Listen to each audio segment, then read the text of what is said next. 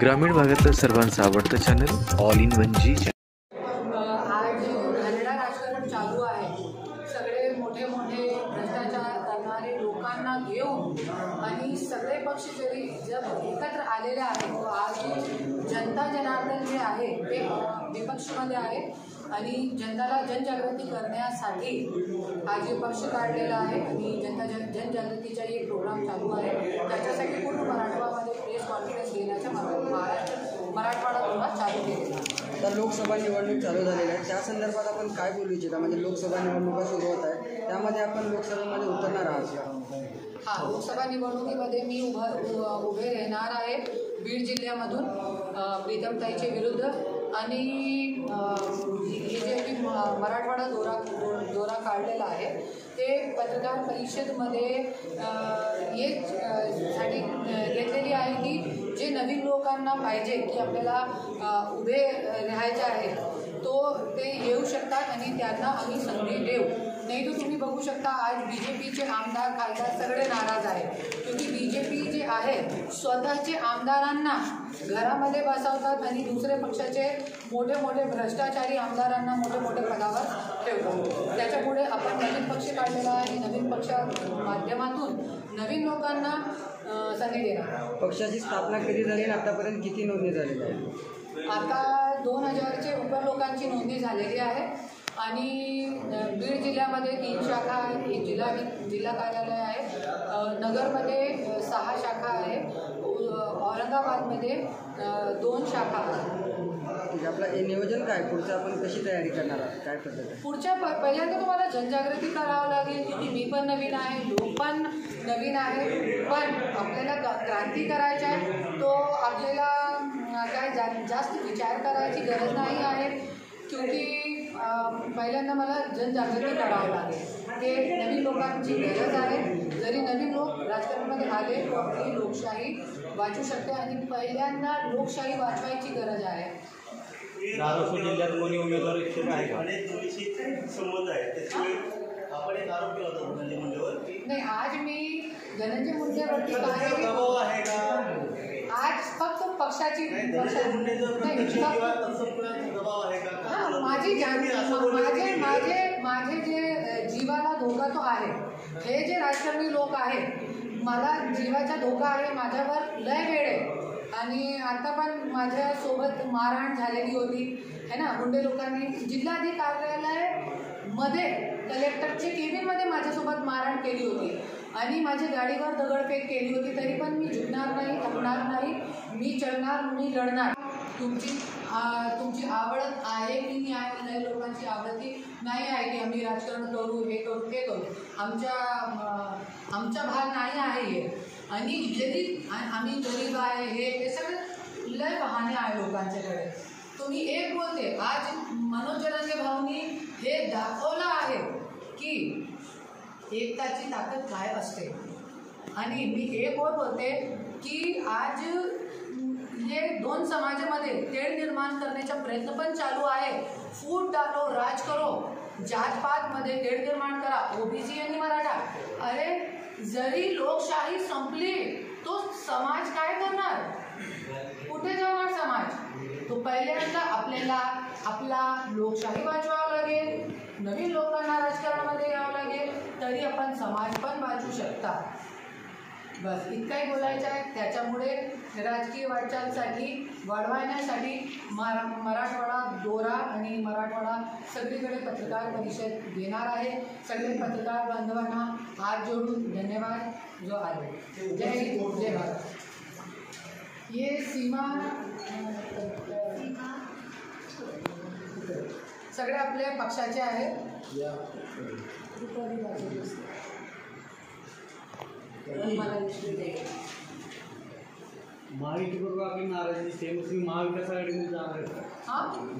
नाही, मला सगळे पक्षामधून ऑफर आलेली आहे, पण मी एक विचार केला, जरी मी पण कोणत्या दुसऱ्या पक्षामध्ये गेली तो माझ्या पण तेच होणार जे हे लोकांचं चालू आहे। त्याच्यामुळे आणि एकटा कोणी काय करू शकत नाही। मी जरी उद्या आमदार खासदार पण झाली तो मी एकटी काय करू शकत नाही। जरी पक्षामधून नवीन लोक उभे राहिलेले, तो आज जरांगे भाऊनी दाखवला आहे की सिस्टम में ना बसता आज आरक्षणची गोष्ट झालेली आहे, क्योंकि एकताची विजय झालेली आहे. तो असंच मला असं वाटलं की मी एकटी काय करू शकत नाही आणि त्याच्यामुळे आपल्याला नवीन लोकांना संधी द्यावी लागेल. त्याच्यामुळे मी पक्ष काढलेला आहे आणि मी कोणत्याही पक्षामध्ये जाणार नाही. तुम्ही ईव्हीएम मशीनला विरोध केला, राहुल नार्वेकर यांना भेटून हे सांगितलं की ईव्हीएम मशीन बॅलेट पेपर म्हणून सगळी जे तुम्ही बघू शकता, जे जितकी भी फॉरेन कंट्रीमध्ये जितकी भी एक अमेरिका, सगळे जर्मनी, सगळीकडे बॅलेट पेपरमधूनही मतदान होतात. तो आज जे सगळे लोकांना शंका आहे आणि माझ्या हजबंडने पण निवडणूक लढवली होती 2019मध्ये, त्यावेळे पण जे 23 मई 2019चे जे लोकसभा निकाल आलेले होते, इतके मोठे निकाल आलेले होते आणि त्याचं तर काही काम झालेलं नाही बी जे पीच्या राज्यामध्ये, तरी पण इतके मोठे निकाल आले तो मी पण शॉक्ड झाली होती. 23 मई 2019मध्ये लोकसभाच्या निवडणुकीमध्ये तर मी माझ्या नवऱ्याला एकच सांगितलं होता की तुम्ही काय पण करा, एकदा प्रचार तुम्ही कमी करा, पण त्याचे ईव्हीएम मशीनचा तुम्ही काहीतरी उपचार करा तुम्ही, तरी तुम्ही तुमच्या काय होऊ शकता, नाही तो काय पण होणार नाही.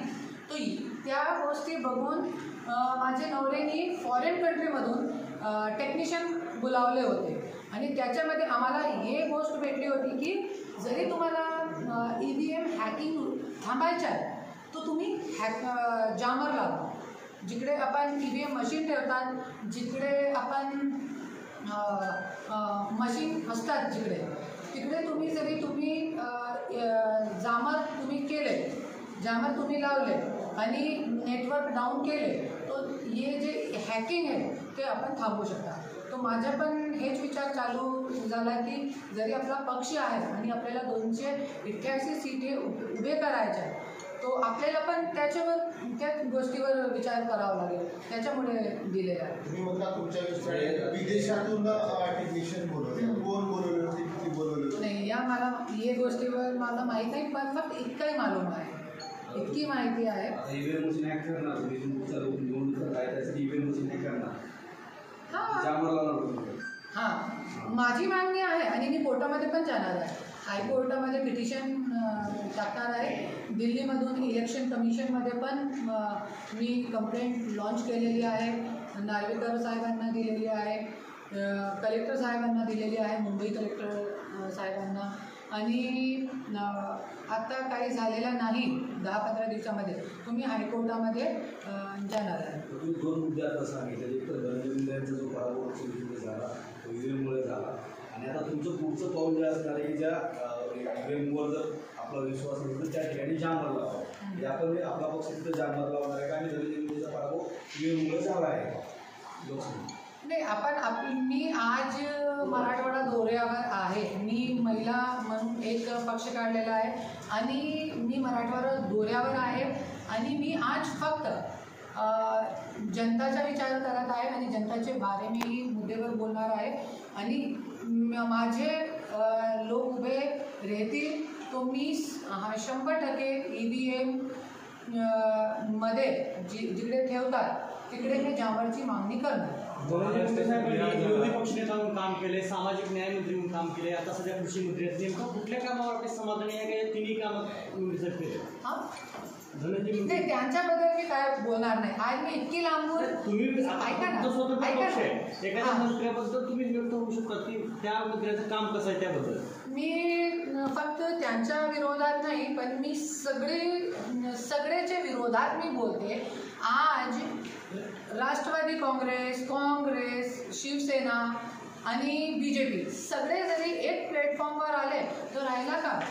जनता अपोजिशनमध्ये आहे, सगळे BJPमध्ये गेले, तर आज जनता अपोजिशनमध्ये आहे. जरी जनतानी स्वतःचे बाजू चांगली पद्धतीने मांडली तर हे सगळे 2024मध्ये घरामध्ये बसणार, हे 100% आहे. महाराष्ट्राचा बिहार झाला म्हणतात, असं कुठल्या जिल्ह्याकडे वाटते 100%. आता मुंबईमध्ये तुम्ही बघू शकता, सगळे पत्रकार भाई बांधवांना माहिती आहे की BJPचे आमदारांनी मुंबईमध्ये कल्याणमध्ये पोलीस स्टेशनमध्ये 6 गोळी झाडली एक व्यक्तीवर, आणि शिवसेनाचे नगरसेवकचे मर्डर झालेला आहे. हे बिहार नाही तो काय आहे? आणि बिहारपेक्षा घाणेरडा चालू आहे. जे लोकांनी 70-70 हजार कोटीच्या घोटाळा केलेला आहे त्यांना तुम्ही जेलमधून टाकत नाही आणि तुम्ही त्यांना अर्थमंत्रीपद देतात. कुठे चालले महाराष्ट्र आणि कुठे आहे आपण? आणि आज सगळ्यांचं तुम्ही खाजगीकरण करतात. जिल्हा परिषद शाळाचं तुम्ही खाजगीकरण करतात. मी मुंबईमध्ये राहते, आझाद मैदानमध्ये 10-10 हजार रुपया जे पगार आहे सरकारी कर्मचाऱ्यांची, ते 5 वर्ष, कोणाची 6 वर्ष लोकांना भेटत नाही. कुठे चालले आपला महाराष्ट्र? बिहारपेक्षा घाणेरडापणा चालू आहे महाराष्ट्रामध्ये. त्याच्यामुळे आज स्वतःची जानची पर्वा न करतात मी आज पूर्ण महाराष्ट्रामध्ये फिरते आणि आज खूप महिलांचा साथ आहे, खूप लोकांचा साथ आहे. आणि बीडमध्ये मुंबईसारखी सिटी सोडून मी बीडमध्ये बसून आज 1.5 वर्ष झालेला आहे. 1.5 वर्ष झालेला बीडसारखी सिटीमध्ये मी राजकारण करत आहे. आणि राजकारण नाही, मला समाजकारण करायचं आहे आणि लोकांना जागरूक करायचं आहे. ते जागृतीमध्ये हे प्रोग्राम आहे. आपण लोकसभा निवडणूक लढणार आहेत का? आपण लोकसभा लढणार आहेत का? आणि राज्यातील किती जागा आपण लढणार, पक्षामार्फत लढणार आहेत? लोकसभा खूप जवळ आहे आणि माझी तयारी पण काय नाही आहे. आणि आपले पक्षाच्या चिन्ह पण आता प्रोसेसमध्ये आहे आणि खूप नवीन पक्ष आहे. 1 महिन्यापूर्वी आपल्याला नाव भेटलेलं आहे. शिवशक्ती मागितला होता पण स्वराज्य शक्ती भेटलेला आहे. त्याच्यामुळे पण जरी मला चांगले लोक भेटले तर मी पुढाकार घेणार आहे. विधानसभेला लोकसभा निवडणूक लढवणार आहे. नाही, मी 100% लढणार आहे. प्रीतम मुंडे तिकडे प्रीतम मुंडे आहे ना, BJPचे उमेदवार जे आहे प्रीतमताई आहे, त्यांच्या विरुद्ध 100% लढणार आहे. नाही, माझा स्वतःचा पक्ष आहे. स्वतःचा पक्ष घेऊन मी नवीन लोकांना, मला राजकारण नाही करायचं आहे, मला नवीन लोकांना संधी द्यायच्या आहे. त्याच्यासाठी मी पक्ष काढलेला आहे. लोकसभेमध्ये आपण सर्व जागेवरती उमेदवार देणार नाही, तर तुमचा पक्ष तुम्हाला पाठिंबा देणार? मला पक्ष जे आहे आता तो कोणालाही पाठिंबा देणार नाही. क्योंकि आपला जे लक्ष आहे, मेन माझा लक्ष लोकसभा नाही आहे. बघा, एक आहे राजकारणामध्ये लोकसभा वेगळी आहे आणि विधानसभा वेगळी आहे.